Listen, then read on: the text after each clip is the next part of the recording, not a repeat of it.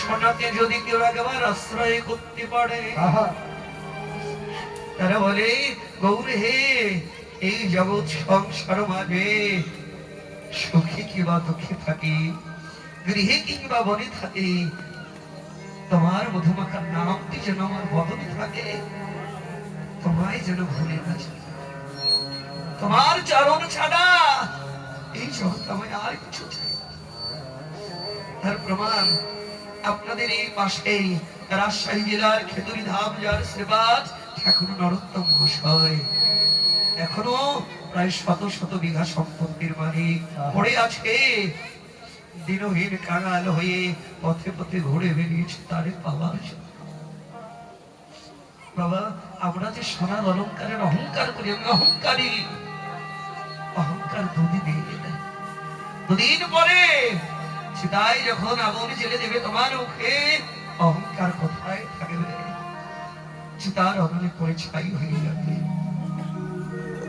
রাজা রাজত্ব ত্যাগ করে, জমিদার জমিদারিত্ব ছেড়ে দেয় ওই রূপে নয়ন দিয়ে। প্রমাণ প্রমাণ একজন রাজা ছিল, রাজার নাম ছিল মহারাজ হরিশ্চন্দ্র। হরিশ্চন্দ্রের কাছে যে যাহা চাইতো সে তাই পেত। তার রাজার মনে তো অহংকার, এই জগতে যে আমার কাছে যে যা চাই সে তাই পায়, তার মানে জগতে আমার চাইতে দানবীর রাজা আর কেউ নাই, অহংকার। কিন্তু তোমরা কি জানো, আমার নারায়ণ, আমার হরি, আমার ভগবান ভক্তির অহংকার সইতে পারে না। ঋষি বিশ্বমিত্রাকে আদেশ দিল, বিশ্বমিত্রা তুমি চলে যাও, তুমি গিয়ে হরিশ্চন্দ্রের দম্ভ অহংকার চূর্ণ করে দিয়ে ধুলায় মিশাই দিয়ে এসো। হরিশ্চন্দ্র এসে যখন রাজ সিংহাসনে বসে আছে, বিশ্বমিত্রা মুনি এসে কইতে লাগলো, মহারাজ আমি শুনলাম আপনার কাছে যে যা চায় সে তাই পায়, আমি আপনার কাছে কিছু চাইবো, আমারে দেবেন? বলো কি চাই? আরে তাহলে আপনি আপনার এই রাজত্বটাকে আমাকে দান করে দিন। দিলাম, রাজত্ব দান করে দিলাম।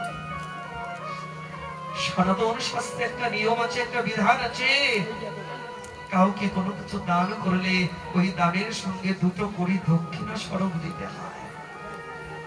দক্ষিণা না দিলে ওই দান পরিপূর্ণ হয় না বাবা।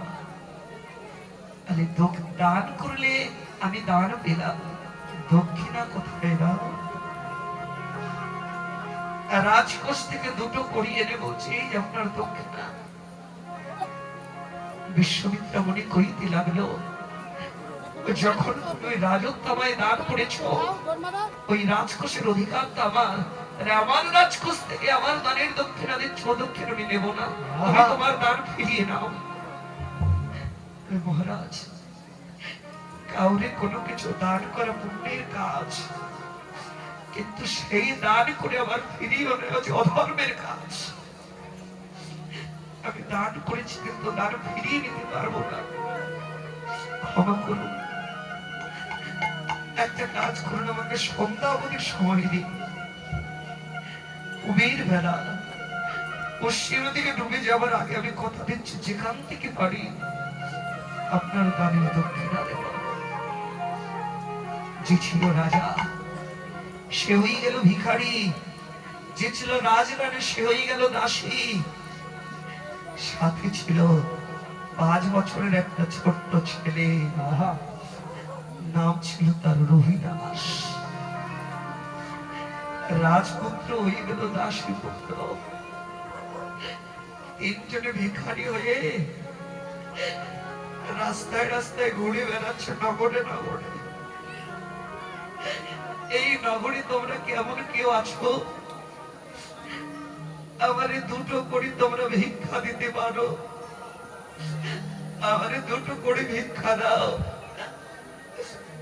আমি দানের দক্ষিণা দেবো। ভগবানের নির্মম পরিহাস কেউ দান করলো না। অবশেষে রাজা কেঁদে কেঁদে নগরে নগরে কইতে লাগলো, ভিক্ষা দিতে হবে না, আমারে দুটো কড়ি দাও, বিনিময়ে তোমরা আমাকে কিনে নাও।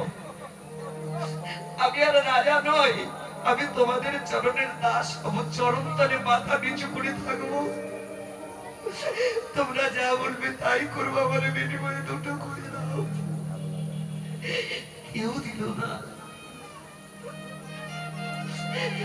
রাজা ভাবতে লাগলো, আমার এমন মন্দ কপাল, আমি কোন ভক্তের চরণের দাস হতে পারলাম না, কেউ দাস করে কিনে নিল না। তার মানে বাবা আমি ভক্ত চরণের দাসের অযোগ্য। আমি যদি ভক্ত চরণের দাসের অযোগ্য হই, আমি আমার গোবিন্দ চরণের দাস কি মনে পাবো?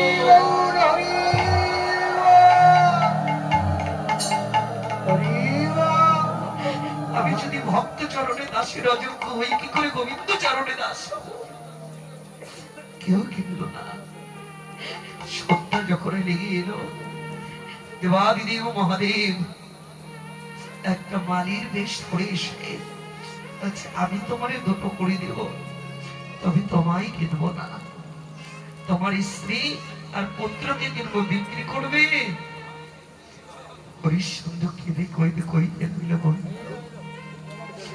এ তোমার কেমন নির্মম পরিহাস, দুটো করির জন্য আমি আমার স্ত্রীকে বিক্রি করবো, 5 বছরের ছেলেকে বিক্রি করবো, এ তো অধর্ম। কিন্তু দানের দক্ষিণা না দিতে পারলে অধর্ম, আমি কোন দিকে যাই? বেশ বিক্রি করবো। দাও মালিক, আমার দুটো করি দাও। দুটো করি নিয়ে বিক্রি করে দিয়ে হরিশ্চন্দ্র যখন চলে যায়, পেছন দিক ফিরে ছেলের দিকে যখন তাকিয়েছে, তো কিছু বোঝে না। ছেলেটা বাবা বাবা বলে ডেকে উঠলো, বাবা বলে খোকা রে, আমার তুই বাবা বাবা বলে ডাকিস না। যে বাবা দুটো কুড়ির জন্য নিজের ছেলেকে বিক্রি করতে পারে, তোর মতো ছেলের পিতা হবার কোন যোগ্যতা আমার নাই। ক্ষমা কর। চলে গেল। দুটো কুড়ি নিয়ে ঋষি বিশ্বামিত্রকে দক্ষিণা দিয়ে যাইবার তার জায়গা নাই, হরিশ্চন্দ্রের যাবে কোথায়? যেদিকে দু চোখ চলে যায় সেদিকে চলে যাচ্ছে। যেতে যেতে গিয়ে দাঁড়িয়েছে একটা নদীর ঘাটে, দেখে অধরে একটা নৌকা বাঁধা, আর ওই নৌকার উপরে একটা মাঝি বসে আছে। মাঝিটার নাম কি জানেন? মাধব। কোন মাধব?